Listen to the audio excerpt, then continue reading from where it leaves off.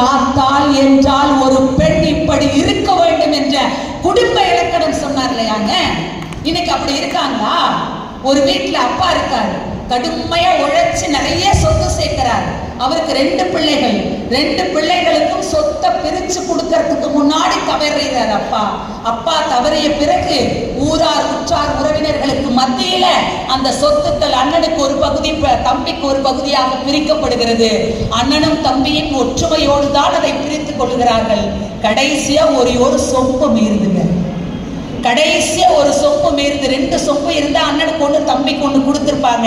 ஆனா ஒரு சொம்பு தான் மீந்தது. அதை எப்படி பிரிக்கிறதுன்னு தவிச்சுக்கிட்டு இருக்கும் பொழுது அண்ணன் சொல்றான் தம்பி மேல உள்ள பாசத்துல, தம்பி நீ எடுத்துக்கடா, அந்த ஒரு சொம்புனால என்னடா வந்துட போகுது, நீ எடுத்துக்கடான்னு தம்பிக்காக ஒரு சொம்பை விட்டு கொடுக்க அண்ணன் தயாராக இருக்கும் பொழுது வீட்டு அடுப்பங்கரையில இருந்து அப்படின்னு ஒரு குரல் கேக்குது. உள்ள போயிட்டு வரா.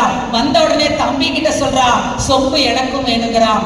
தம்பி சொல்றா, அண்ணன் நீ தாராளமா எடுத்துக்கண்ண, அதனால ஒரு பிரச்சனை இல்லைன்னு சொல்லும் பொழுது அடுக்கலைக்குல இருந்து அப்படின்னு ஒரு சத்தம் வருது.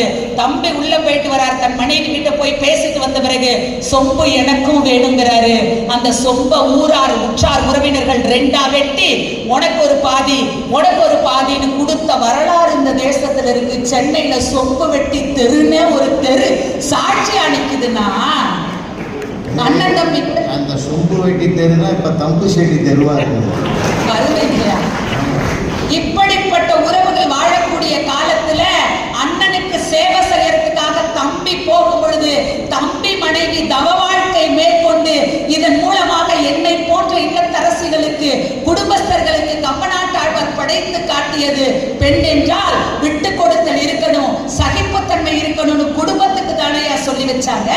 எங்க விஜயகுமார் அண்ணனுக்கு அதை நினைவுபடுத்துறதுக்கு ஆசைப்படுற ஒரு பெண்ணுக்கான கதாபாத்திரத்தினுடைய படைப்பினுடைய உச்சத்தின் விளிம்பு என்ன தெரியுமா? ஒரு பெண் என்றால் அவளுக்குள் பொறுமை இருக்க வேண்டும், அவளுக்குள் மிகச்சிறந்த நிதானம் இருக்க வேண்டும், அவளுக்குள் விட்டு கொடுத்தல் இருக்க வேண்டும், அவளுக்குள் அன்பு என்ற நிலை இருக்க வேண்டும்.